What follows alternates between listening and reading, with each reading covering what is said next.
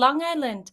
Thank you, everybody, for coming to our event tonight. We are talking about My Dead Friend Zoe, the filmmakers that are about to go to South by Southwest and premiere this film. And we are super duper excited for all of them. Let's just go around to the three of you, and starting with Kyle, tell me who you are and what your role in this film is. Thank you, Shana. My name is Kyle Hausmann-Stokes. I'm the writer, director, and one of the producers of My Dead Friend Zoe. Excellent. And AJ. Hi, I'm AJ Bermudez, and I am the co-writer of My Dead Friend Zoe. Excellent. And Paul. Hello, I'm Paul Scanlan. I'm co-founder and CEO of Legion M, which is one of the production companies behind My Dead Friend Zoe, and I'm one of the producers on the film as well. Excellent. So Kyle, I'm going to start with you, since this is your story that you wrote before you brought AJ on. Will you just tell me a little bit about your background and then how you came up with this idea, and just maybe a little bit about what is My Dead Friend Zoe about? Sure. Maybe I'll do the last part first. So My Dead Friend Zoe, it's a dark comedy about a friendship between two female U.S. Army Afghanistan veterans, and then the relationship between one of those veterans and her Vietnam veteran grandfather. And one of the people in the situation is dead, and it's based on my personal story with coming home, getting out of the military, losing friends, my relationship with my grandfather, just kind of my whole veteran experience is kind of all wrapped up into this film. And the way it came about is, a long time ago in a past lifetime, I was in the military for 5 years. I was an airborne infantryman. I was in Iraq, and I signed up a month before 9/11. So I've got fantastic timing. And I won't really go into that, other than like after the whole military, I mean, I can, but after the whole military experience, I found my way to film school. And yeah, I've just always been really drawn to telling the veteran story. Specifically, there's so few opportunities for us to kind of get to write, or even especially to direct our own material. And I lost a couple of friends from my platoon, and it really inspired a lot of feelings for me, survivor's guilt. I was also dealing with my own PTSD, and all the while trying to get along with my grandfather and talk about war, which didn't always go as planned. So it really was kind of a COVID baby. So many great things happening in COVID, and I was probably too afraid to tell this story for too long. But I guess the boredom turned into some courage, and I started to tap it out. And we can get more into it, but fast forward, gosh, maybe a year and a half after having written this thing and pitched it around in multiple writers groups and things like that, I was to the point where I was like, I need to do one more final draft of this, and I need a writer who is much better than I am. So that's where AJ came into the picture, and we can talk more about that. But AJ and I collaborated on the final draft of the script. She added so much to this film, and such a partner, and yeah, that's kind of how it came to be. Okay, cool. Well, then we will move over to AJ. AJ, tell us the story of how you met Kyle. And I'm saying that because there's an ISA connection, which we're very excited about. Just tell us how that relationship formed. Oh, you're muted. Unmute yourself. Oh. Damn, rookie mistake. Sorry. I'll do the same thing Kyle did and work backward, which is by correcting his story. That this was a very, very strong project by the time it hit desk. Kyle's not only a very gifted director, but also a very gifted writer, and a gifted a lot of other things on set in terms of filmmaking, which we may get into down the line. But this is a very, very special project, and I'm very honored to be a part of it. The way I originally came into the project is that the ISA had recommended that I go onto a podcast called Making Movies is Hard, which is a lovely podcast, half helmed by the very gifted wonderful human slash producer, Liz Manischel, who said, you know, I'm producing and I'm working on this thing, and there's other wonderful human I think you should maybe meet. I think you might hit it off. So I met virtually with Kyle. I was working on a commercial in New York at the time, so we talked by phone, and we did hit it off as predicted by Liz. And so, yeah, I was very excited and honored to be brought in on this project. Yeah, a little bit like jumping onto a train already in motion to someplace good. Excellent.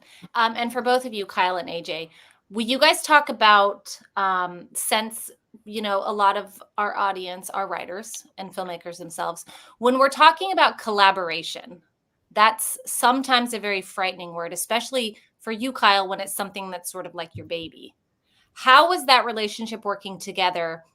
And what did you guys do to ensure that it was a good one, like a good working relationship, and that you brought out the best in each other? I think we would arm wrestle every day to decide who would. It was a super important part of our process, was like physical combat. Right. I agree. Yeah.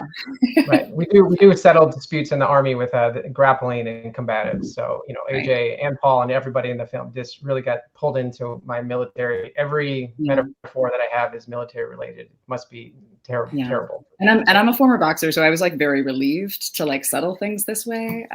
Yeah, just a lot of fighting. That's really healthy for collaborators. No. Okay, well, I'll venture to say, I mean, I feel like I'm personally like a mix of like very specific vision on some things, like half the time, and then incredibly collaborative, keep the windows open. What are your ideas on other things? You know, it really 50-50. And the way that it went for AJ and I was in my mother-in-law's basement, in the basement, it's no joke, of this house. And it's like furniture stacked up and things like that, and pushed everything to the side, took everything off the wall, covered it with cardboard boxes, and had a bunch of note cards. And we just we convened there for a week of intense. I'm very like intensive also. So I think AJ was not living in LA, AJ. I think you were just in town. And I was like, we got to just get into it, not think about anything else, just kind of tapped in. And so we did that for a week. And in terms of the collaboration of it all, I don't know, you just get so familiar with someone. The walls started to get filled with different colors, things like that. Everything was discussed. Yeah, I mean, I think I had rewritten the script maybe like 6 or 7 times. Page 1, by the way. And then we completely just broke it back out into just its story beats and reassessed it, and then kind of put it back together. So I really feel like AJ got pulled in, for better or for worse, into the story as well. And I'm also just like, I think specificity is great. That's what we want in storytelling and in films, but also like this universality to things. So it's like, I didn't want to make a film that was just for veterans or just for people from a military family. I wanted to make something accessible to everyone. And I can't do that because I'm too close to it. So then like people like AJ and then people like Paul, who I'll talk in a minute, how the film found its way to Paul and Legion M, you know, using their perspectives to be like, God, that's so interesting, the specificity of it, but maybe that's too much, you know? So like, I think everything kind of congealed to make it specific and universal. And I think the collaboration was a big part of that. And AJ, for you, what did you love about this script that you kind of came into? And then what do you think that you brought to it that maybe wasn't there? Yeah, well, I think this is it's a really, really human story. And I think that great stories are a balance between the universal and the specific. And there's a lot of, you know, I mean, Kyle's blood is in this, like, this is like, there's real, you know, stuff. And so when you come into a collaboration like that, that's a really specific situation. For me, I think a great collaboration creatively is like any relationship. It's predicated on respect and just liking each other and really honoring the things that are good and wanting the absolute best possible outcome. So when I came into this project, what I wanted was for a story that was already important and incredible and needed to be told and experienced. I just wanted this story to be its best possible iteration. But you know, every collaboration is a little bit different. You know, in this project, it's like, you know, you're being invited to play at somebody's house that already exists, that is already fantastic. And so I think the most important elements of a great creative collaboration, again, just relationally, are, I think it's really, really good if you like the person. I really like Kyle. I think Kyle's a good creator. Yeah, that's debatable. If that's most days, like for like the first, you know, like 10 hours of a 12-hour workday, like he's really great. Yeah, so I think like the vibe is important, but also you have to believe in something really strongly. And also I think recognize when you're a guest, and just to want the best possible outcome for the project itself and for all the people involved. But I think for anyone who ends up seeing this film, which I hope is a lot of people, and I think it will be, it's a meaningful project. And so, yeah, I don't know. I might just add one thing, because I listen to so many of these podcasts, and some things like I really soak them into. I kind of consider it to be continuing education, whatever. And so I love specific examples too. So I guess I would say, for me personally, whether it's writing or directing, because I also have like a decade in commercials with a lot of collaborators, I like resiliency. I like everybody needs to have like thick skin a little bit. And I'm kind of a big proponent of like, if you feel strongly about something, bring it up a second time and a third time. Like, don't like dig the heels in right away. So we're talking about something, oh, what if she said this? And it's kind of like, you know, whatever. Like at the end of the day, somebody has to just lead and be like, okay, we're going with that. But then it's like the next day, it's like, God, you know, I was thinking about that thing. What do you think? And like, again, like I'm saying, I'm very specific sometimes, but like I can be talked out of things, and vice versa. I like to be like, gosh, AJ, could we revisit that thing? So that, to me, I really look for in a collaborators is people that we can like, I don't want to call it like conflict resolution, because we never had conflict, but I think it's good if there's a little friction. I always see a collaborator as like my first audience. This is my first audience. So I'm getting up there and I'm like, oh, okay. And then he'll do this and she'll do that. And then I can kind of gauge off AJ, you know, if she's feeling it or she's kind of not. And then I kind of register that. It's like, okay, if that's maybe that's not coming across like I wanted. So I guess that's just what I would say too, is the resiliency, and don't win the battle and lose the war, and just be a little resilient, and like come back the next day, the next time, do a freaking draft. We do a draft, and then afterwards be like, you know, I still kind of feel this about that. And there are so many things that evolved in that way. And I think that was the same with Paul. I was thinking we can talk about the edit, which is like later on, but there were certain things in the edit too that I remember feeling so strongly about in the beginning. And Paul's very diplomatic, very patient, very filmmaker, such a champion of them, you know, where he probably knows how to gear me or whatever by now, and circle back, and yeah, it just makes for the, again, more universal thing. So that's a great note though about that resiliency, because I have a writing partner, and if you only surround yourself with yes people, you're never going to find that great, you know, maybe the thing that was like, maybe it's almost there, but it's not quite there. And yeah, it's that nagging voice. If you're like, yeah, I don't know. Even if you talk about it, you're going to get something better. You're going to get through that, and then you'll feel better. But it's always that thing. Like if you wait and wait and wait and wait, and then you never do it, you're going to be like, oh, we should have fixed that. I agree. Okay, so I just want one more. I'm going to do one more question about the collaboration, and then we're going to move on and talk about the making of the movie. So one final thing that I wanted to ask, just because obviously AJ is a female, how did having a co-writer on this who's a female help you with the female characters? Was that something that you were looking for? Specifically the help in that department, or how did that play out? 100%, and in every way imaginable. Yes, I mean, I always knew from the beginning that I wanted the film to be about two women in the military. Like I was in the infantry, and women serve in all MOSs, all jobs in the military now. In my day, I got out in 2008. it was still a boys' club for the infantry, so I didn't serve alongside women directly. However, after the military, I've done so much work for the VA and for about veteran PSAs, and I did this one campaign in particular over the course of 4 years where I traveled the country. I interviewed hundreds of veterans, literally hundreds of veterans, every era. And I was just so floored by the women that I met, from Vietnam era to Iraq, Afghanistan, desert, Cuba, everything.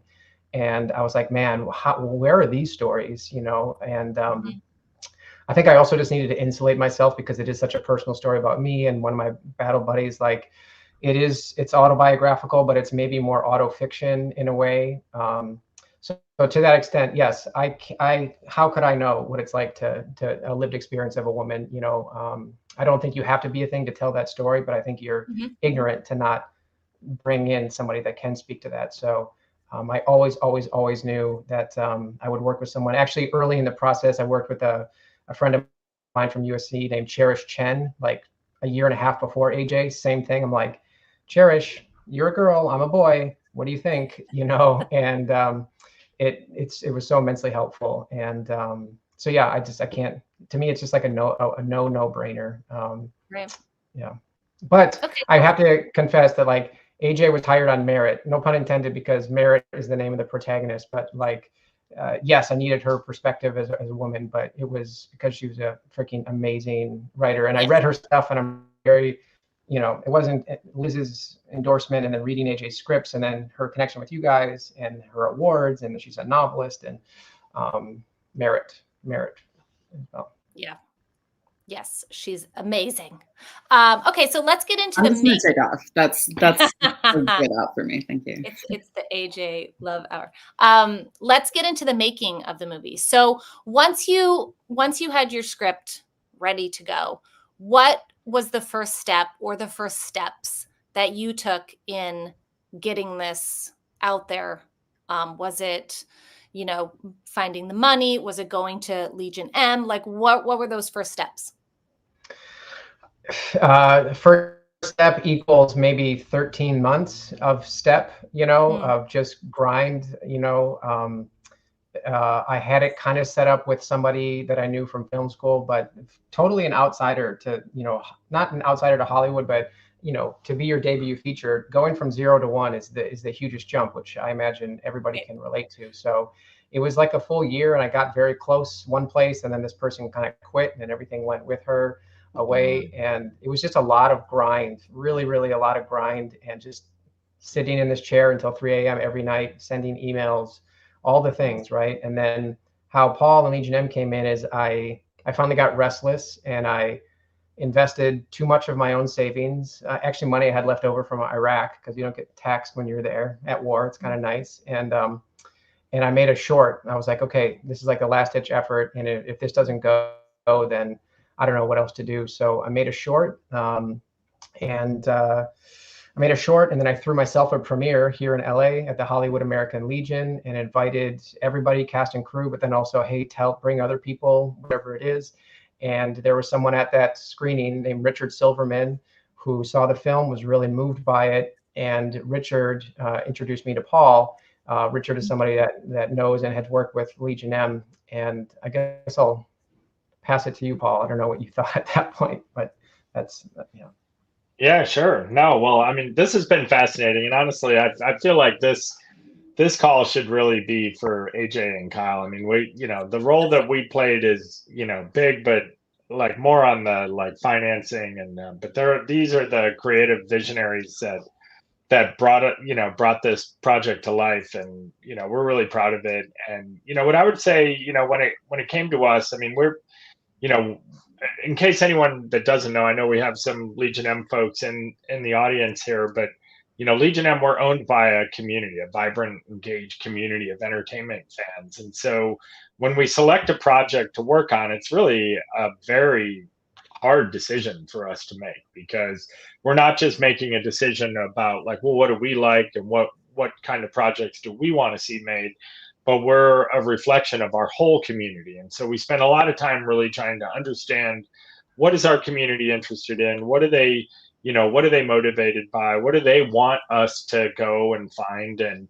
Richard called me up and he was very emotional about Richard Silverman, who Kyle mentioned. He had just seen the short that Kyle had produced, which is amazing. It's online. You can see it. It's there it is, Merritt and Zoe. And he said, I met the director, the writer and director after. I really think this is something you should take a look at. And for me, it's just tricky because I get like 100 of those a day, right? People like, oh, I think this is a worthy project or that's a worthy project. And, it's just like it's finding those, needles in the haystack and the gems. But we took it on. I mean, Richard is very credible and we're really, compelled by what he was saying. So, we watched the short, we met Kyle, we read the script, and I have to say, it's rare for me to, I'm a pretty emotional person. And every time I read the script, I'm just weeping. I'm laughing, I'm weeping, and I read a lot of scripts, and most scripts don't move me, in that way. I mean, the short was really compelling, and it demonstrated that Kyle knew what he was doing and could make a film. I mean, first-time feature directors are hard. I mean, Kyle knows that. I mean, we witnessed it, how hard it is to make a movie. And but we took a chance because we believed in it. And Kyle is a force of nature, and the script that Kyle and AJ put together was, I mean, like I said, there are a lot of things about the script and the project that are really important for Legion M. Number one, it's a compelling and emotional and really worthy story. It starts with the story, and the story is just incredible. But it's also a really important project. And I think Stan Lee said, with great power comes great responsibility. Like, one of the things that with our community, we want to be known for doing things that can have purpose and it's what our community asks for. It's what compels them, what motivates them. And so we saw this project as an opportunity to combine those two things, to make something entertaining and compelling and extremely watchable, but also something that can have a positive impact on the world. And so seeing that and just we got compelled. But I mean, to be honest, at that point, we're meeting with Kyle, we're interested. It doesn't mean we're like at a green light. So there's still a few stages to go because we have to go into casting and everything else. And but it was compelling. It was like an immediately a project that especially for me, and I think as Kyle pointed out, I haven't been in the military. I thank everyone that has, and my dad was.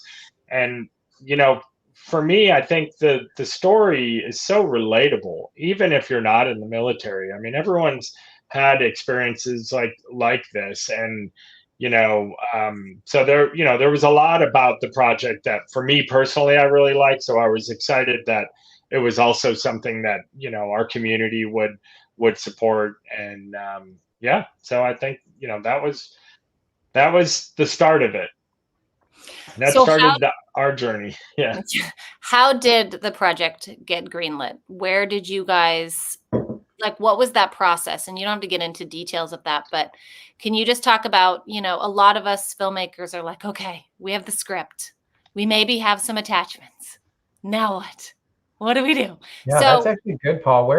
It's funny, because this is an independent film, there's no Netflix about it, at least not yet, yes, I also have that notion of, oh, somebody presses the green light button and we're off to the races. I don't know. It was like a little bit more ambiguous. I don't know, Paul, do you remember? Yeah, this one was, I would say, I mean, we got to a point where, with a lot of projects, I think this is something that happens. It's sort of a systemic issue in Hollywood where everybody talks about projects. And projects, get talked about, but they don't move forward. And I remember it was Guillermo del Toro. When we first started Legion M, we met with him, and he gave us some really good advice. And one of the things he said, and it's just stuck with me ever since, was just remember, Paul, that in Hollywood, nothing happens. And I was like, what?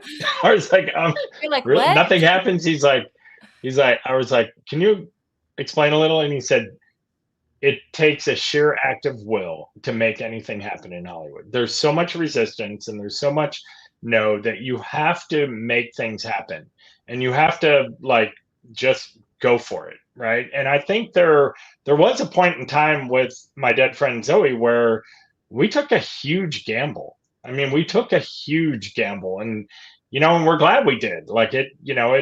It's encouraging because it makes us want to make those gambles. But we, the gamble Why do you was, think it was such a big gamble? What do you well, mean? so here's so if you have a financier lined up and they're saying, oh yeah, we'll green light this, we've got 100% of the finance, good to go, but in independent filmmaking, that's kind of rare, right? I mean, you might have Netflix that says, yeah, go make this movie, here's your budget, and you can go get a loan against that budget. But in our case, we had to raise the capital to do it. And we had to raise the capital while we were also casting. And cast doesn't like you raising capital using their name. So we had to have a certain amount of the money to be able to make commitments to cast.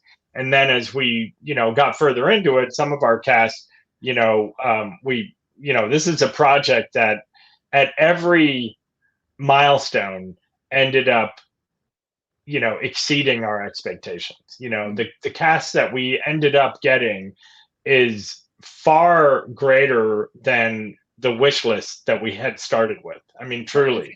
And it's just one of those stories. And I think it comes back to the center of what it is. And it's such a brave and compelling story that anyone that gets access to it wants to get involved.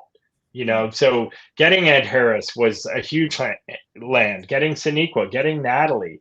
I mean, but I think it's a testament not just to, getting that level of cast for a first-time feature director is kind of unheard of, really. Yeah. Frankly. I mean, it's unheard of. But it speaks to the power of the script and Kyle's will and the short that he made, and his, Kyle was also very persuasive and helping. But I think we were touching people, and they were understanding that this is more than just another independent film project. This project has a calling, and when you can blend your profession like acting with something that has meaning, I think most humans, that's what they want out of life. That's what motivates us. And so, this project, I think, it always fought above its weight class because of that element. Mm. Yeah. Amazing. But so to get back to the, we got to a point where, thankfully we do have some, Legion M has some very strong supporters in our community that are willing to back, projects like this. We also, it's when we first got introduced to Radiant. And I think it was this combination of Legion M saying, hey, look, we have confidence that we can go raise X amount of money. We also have, some friends and family and people that will put in another X, and then Radiant coming in and saying, well, we'll put in X. So we didn't have everything we needed, but we had enough to say, okay, let's make real offers. Let's lock this down. Let's go, let's get into production. I got to give Kyle credit too, because he's, we're in this process, and I don't know if we want to go into detail about how we chose where to shoot or whatever, but, I remember at one point, Kyle's literally on his own dime, using his own mileage. He's flying up to Oregon and looking at sets and, doing scouting, and I'm like, oh wow, okay, all right. I guess this is happening. Well, and I think that's maybe the who said the cavalry's not coming? Mark Duplass, right? Have you guys ever heard that speech? Right. Okay. Yeah. Like no one's coming. So yes, you have a team of people around you, but they don't. Paul didn't know me back then. You know, even AJ, like we're all just meeting each other. But I don't know. That might be one pearl that I have, is just like, you have to operate from this mentality of like, you're alone. You have to do all the things. And of course, people are going to jump in and help and support you, but you can't like expect or sit idly by. And I always try to make things like this notion of like it being watertight. Like, here's a script. Like, well, great, but who are you? Well, here's the things that I've done. Well, how would it look like? Oh, I have a short, and this is the exact tone of it. You know. Well, who else? Oh, here's an amazing deck. It took me 2 months to put together this beautiful 35-page deck. Well, oh, I have that too. So it's like any question that anybody could answer about anything.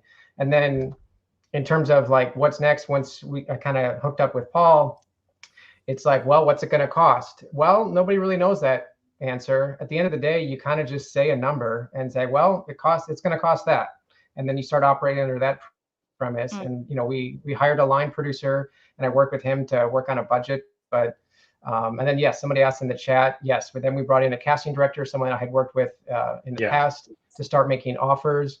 But it really is a lot of chicken, egg, or plain chicken, either one of those metaphors where you don't have the money, but you kind of have to pretend like you do, and you can't get the money until you get the actor. So yeah, I guess that would be my high level thing, is you have to do all the things, especially going from 0 to 1. You have to just be insanely over prepared and have every drawer filled with all the things that someone might ask for. Because if there is a little nibble, a little bit of interest, like there was from Legion M, you got to maintain that inertia and keep feeding the fire, so that it doesn't, and their focus doesn't shift somewhere else. Let's touch on this amazing cast. Kyle, when you locked in this cast and you realized that, you know, it was your job now to direct this cast of amazing actors, what was that like for you? Well, I sat in my car and cried, and Thank you. Yeah.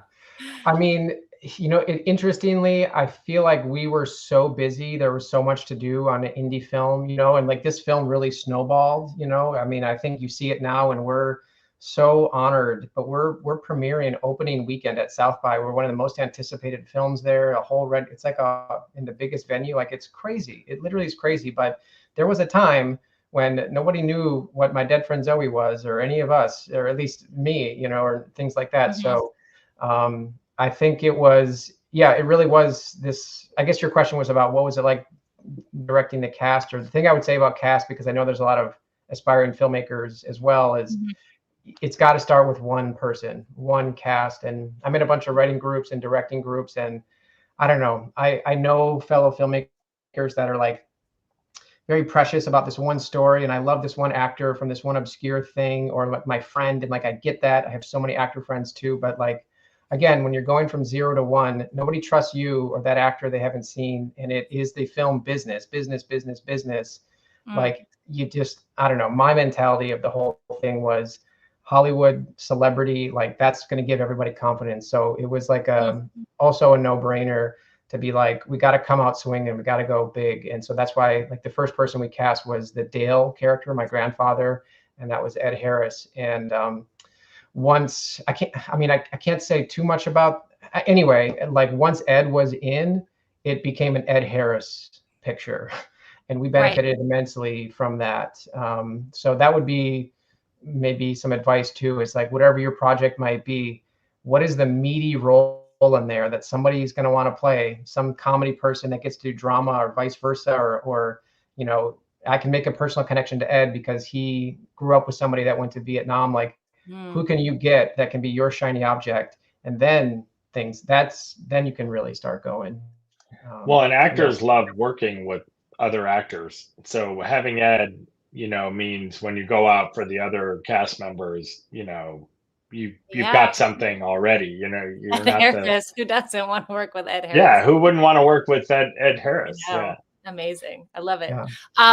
And I would say to AJ, I don't think we even thought about, I don't think we thought about cast when we were writing. I think we were just so in the weeds, right? Yeah. Yeah. I mean, I think I think it's just like when you're writing a good script, like you want to create like a playground for actors, and that's attractive to good actors. You know, I mean, Ed Harris is a fucking killer. He's the best. He's wonderful, and was so great on. I mean, he was great on set. He's like a wonderful human and a wonderful actor. And this entire cast is amazing.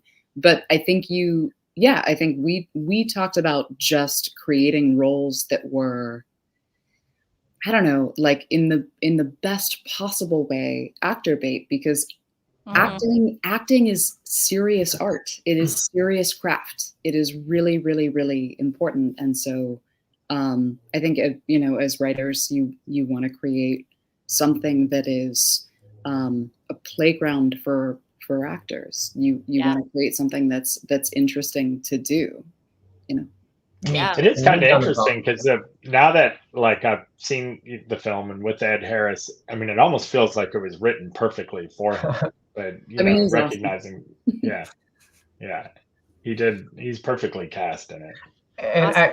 the last thing I would say about this, Shayna, is like when you have an amazing cast like this, it's easy, it's done. I mean, it's true what they say that half of it is just casting, because these people are giants. And like, I mean, I had to do so little. Like a lot of the other things I do, whether it be commercials or shorts or TV or things like that, a lot of times you're just trying to nurture a good performance, like by take 3 or take 4, that feels authentic, it's truthful. I can't feel the acting. I have such a nose for like, oh, you're acting. I can see you're acting. You know, it doesn't feel. And it's like, I could never do it. I can't. I don't know how people. You try to put me in front of a camera, I'm terrible. Like it's like a magic spell that when people can do it, you're like, can do I don't know what to do with myself. Yeah. I'm no longer normal. Yeah.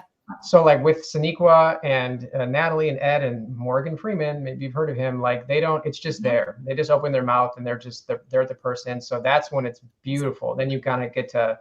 Then you get to like work on stuff or try different things, whatever it is. So it was incredibly easy. Those actors were incredibly. That was the best part of my day. It was just working with them. It was. That's lovely. Yeah. Okay, so give me the bullet points of production wise. Like I heard you filmed in Oregon, or that you were scouting in Oregon. So where did you film? How many days did it take to shoot? What was that like?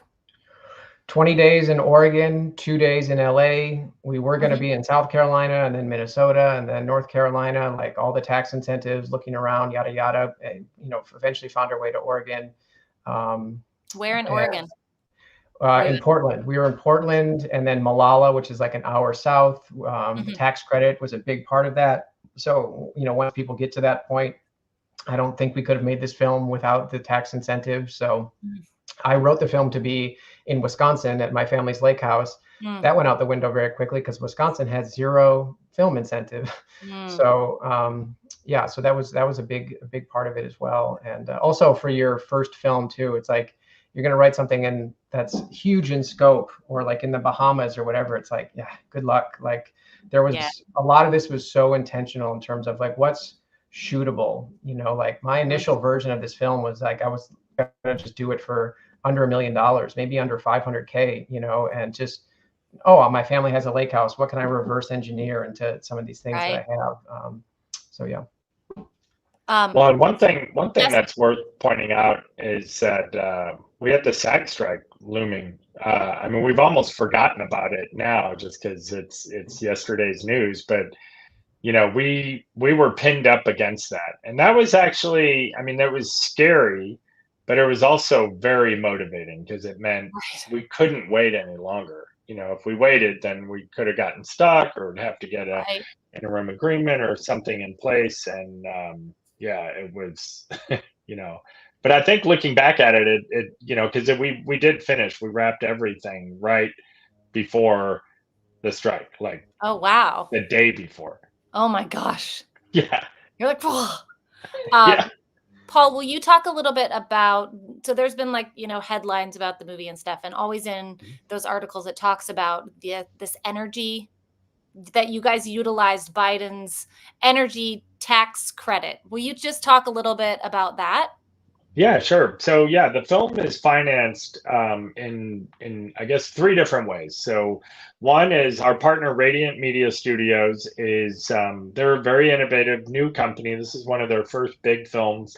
Ray Maiello is one of the producers alongside of us, and they are they've earned that one part of their company has earned has earned and is continuing to earn tax credits. And they've been holding on to these tax credits for years and they're incentivized by building solar farms and some of the things that the Biden administration is trying to encourage, this Climate Change Act.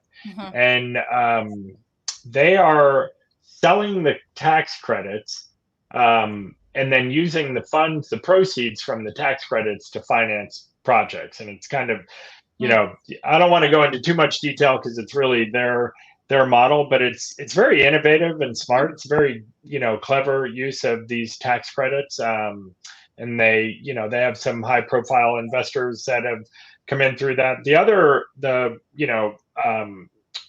A substantial portion, the majority of the finance actually came from Legion M in our community through equity crowdfunding. And then, as Kyle mentioned, we had, thank you to all our Legion M community. And I mean, that's one thing that, again, like I said earlier, this project always exceeds our expectations on everything. And, with our community, we're always pragmatic about what, we think we might be able to do. And they just completely blew us away. Like we were able to raise enough to make the movie that we wanted to make, and to get the cast that we wanted to make it with, and we're just so grateful to them. And then the tax credit, can't say enough good things about shooting in Oregon. They were very easy to work with, and there's great crew up there. That's one thing that a lot of people don't think about, is like, oh, there could be a great credit in a state, but if there's no crew there, or in that state, all the best crew are taken up on some other big studio production, you might be, struggling. And we just had an amazing experience up in Oregon. One of Legion M's advisors is Dean Devlin. And Dean has, he's one of the producers of Independence Day and The Librarians and Stargate. And so he and his team recommended a lot of the crew to us. We knew that he had shot a lot up there, and so when we were getting ready, we got Kyle on the phone with them, and we're running down their crew list, and it was really, really helpful. Well, I can say a quick bit of awesome. I'm from Oregon, so yeah, it was awesome. What can I say? Keep Portland weird.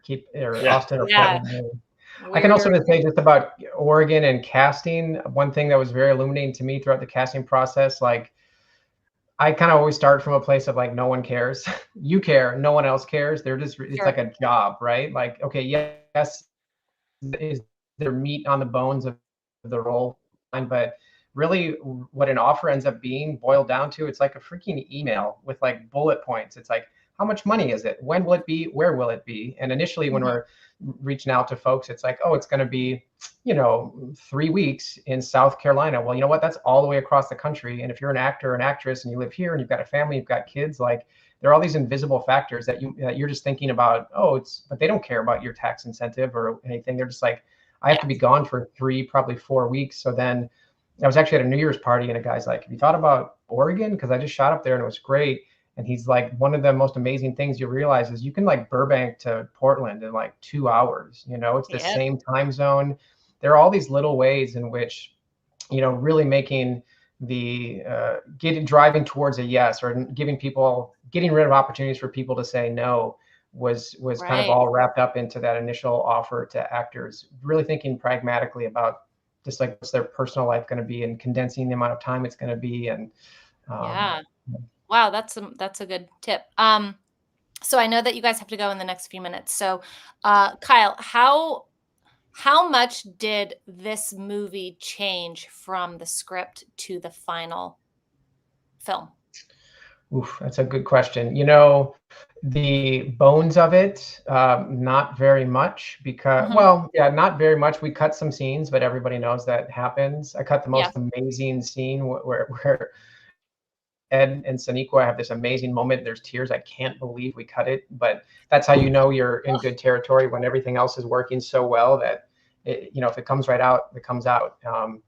But the dialogue and some of the in-between things, I was kind of saying about being really specific in some areas and then open in others. Like there are a lot of movies is verbatim what we wrote, but a lot of it too was improvised. And like I really like to come to a scene, especially when you have actors like that, and be like, I don't know, what do you think? Or how would you do it? Like, let me say nothing, because as soon as I say something, it's almost like a Schrodinger's cat situation where it's like, okay, well now that's it.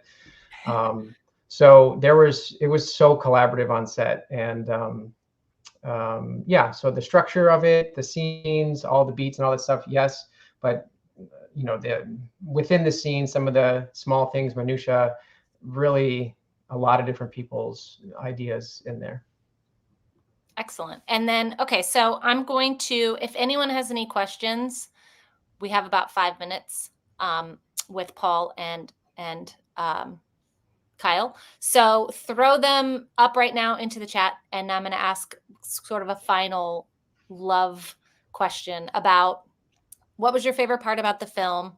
We'll do that one. And then tell us how and when we, people who aren't going to South by Southwest and getting to see the premiere, are going to be able to watch this movie.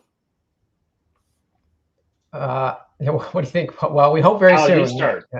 I think, for folks that haven't sold a movie before, I haven't either, it's like we're learning, but yeah, hopefully it will sell at South by or shortly thereafter. And then it's really somebody else's decision at that point. So like probably the soonest it would be out in the wild for people to see would be, I don't know. I don't even really want to speculate, but like months from now, like, in the fastest turnaround in the world, maybe it's on the 4th of July. The film takes place over the 4th of July, and it's very like germane to the story. Maybe that we would do that, but then it's like competing with summer blockbusters. But then maybe November for Veterans Day. But we would be so thrilled if everybody could see it sometime this year. Right. And what was your favorite part about this entire experience of My Dead Friend Zoe? AJ, what was your favorite thing? When we were originally writing the film, Kyle and I were working with about, I want to say conservatively, 3,000 Post-it notes and index cards. And sometimes those index cards would find their way onto Kyle's beloved, extremely tiny dog, Mason, who would sit on our work table and would help us as we wrote. And I think the experience of writing in that way was my favorite. That's cute. Memories. Paul, what about you? Well, I would say,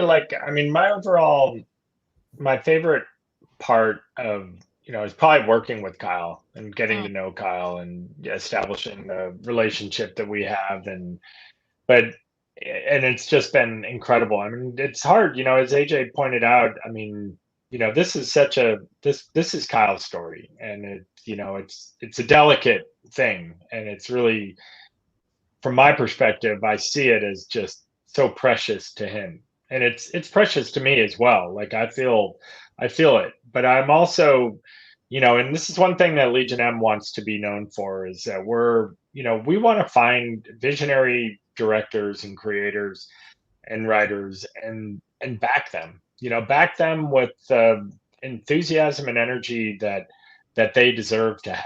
We don't want to be questioning them or what about this. I mean, we try to be very tactful about that. And, in this case, it's especially delicate just because it's such a powerful story, and it's so personal to Kyle.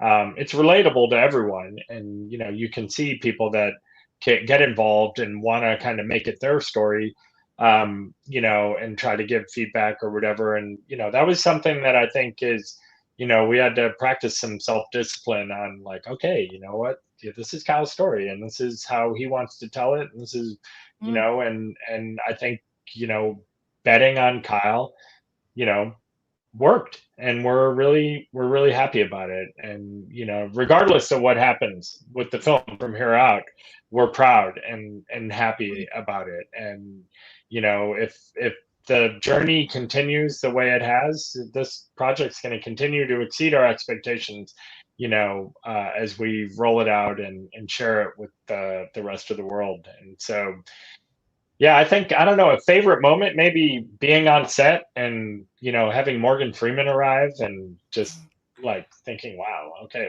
we're making a movie with Morgan Freeman. But then I don't want to take anything away from Ed and Sonequa and Natalie, who are also, Yes. I mean, also incredible, and Gloria and Utkarsh. I mean, yeah. I don't know. Probably the onset experience was really truly incredible, but then just overall working with Kyle, like and seeing Kyle and AJ, and I know they're hopefully are planning to team up again, and we'd love to be a part of it and Awesome. make some magic. Well, Paul, That's what a amazing. jerk! What a jerk you are to say such nice things. I don't know how to follow that up. And look, I can go until 6 if that's cool. I just have to have another call at 6. Yeah, But well, how about you tell us I'll- some words of wisdom as the director of what are your takeaways from working on this? maybe it's what I said earlier, where just start from a place of you have to do everything yourself, and of course people are going to help you, but just always start from a place of you have to do all the things, even outside of your lane. Another military thing, but you got to go outside your lane. You got to produce. You got to do all of the different things, and then when somebody else shows up for that lane, great, whatever. But just kind of doing all of the things, being insanely prepared, being resilient. I mean, I got so many no's along the way. I mean, these are things I know we've all heard from other people, but and sometimes it's like a cyclical thing. Like you've got this piece that you want to put in the machine and it doesn't quite fit right now, but when the gears turn 3 months later, now it fits in there. So just kind of being resilient in that way. And some questions here just quickly was like, how many drafts? I think, like I said, I think I had like 5 or 6 drafts, complete page 1 rewrite drafts before kind of coming to AJ. I think our shooting script was version 32, maybe, AJ, V32 in final draft. Sounds right. Yeah. Wow. Yeah. Casting director was Jamie Castro. She's amazing. Jamie Castro. She's done a lot of Shondaland, Grey's Anatomy, some features as well. And so she was incredible. Yeah, she's lovely. Awesome. Okay, well, I mean, I think some of these questions were answered, and you just answered a couple of them, Kyle. So we are going to wrap it up so you all can get on with getting ready for South by Southwest. We are super excited for you. Want to hear about it after, AJ? Since I know you can tell me about it after. But we're wishing you the most successful premiere ever and a quick bye, and so we can all see it very soon. And thank you all for being here. All of you who are Legion Emmers, we love that you're here, and your enthusiasm in the chat was not unnoticed. And Kyle and Paul and AJ, thank you so much for taking time out of your very busy schedules right now to talk with us about your film. So thank you, everybody. Thank you All so right. much. Thank you. Thanks, everyone. Thanks, Shayna. Guys.